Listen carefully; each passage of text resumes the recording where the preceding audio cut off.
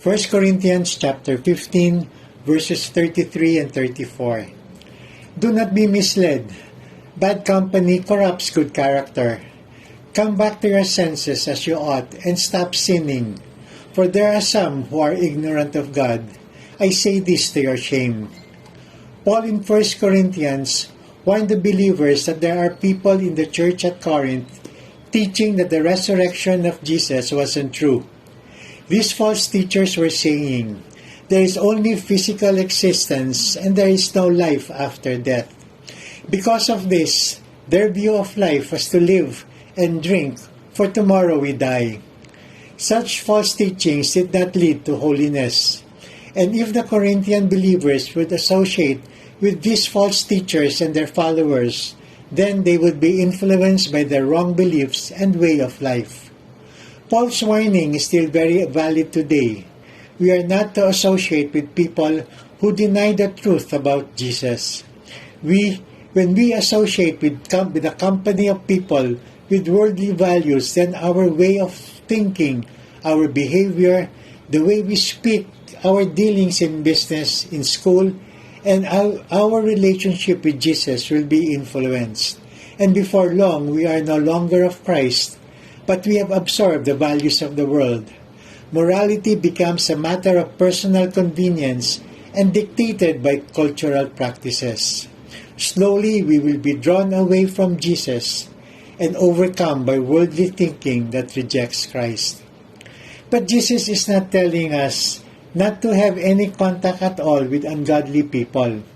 For how will the ungodly know about Jesus if we do not tell them?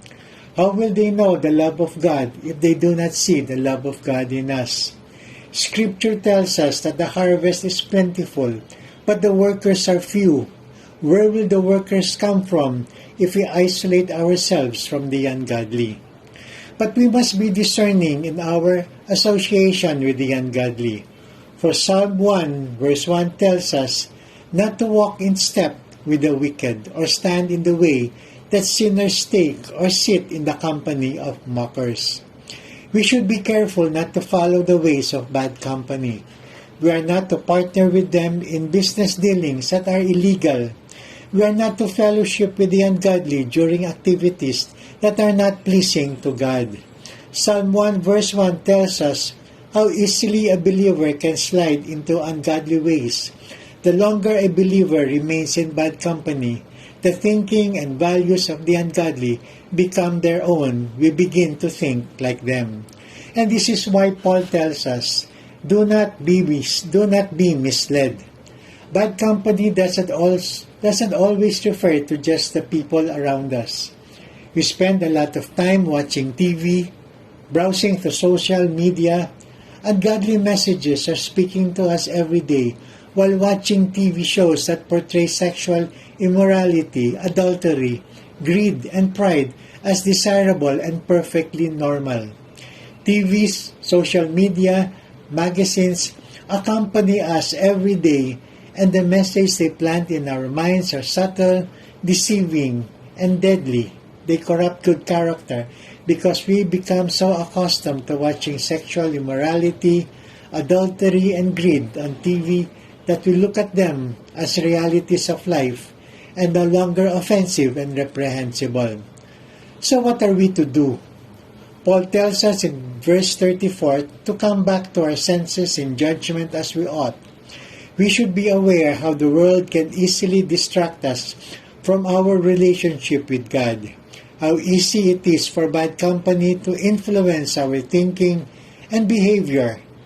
But to be able to do so, we need to focus our minds on what is true, honorable, pure, lovely, excellent, and worthy of praise. It is only when our minds are renewed that we can discern the kind of company that we keep.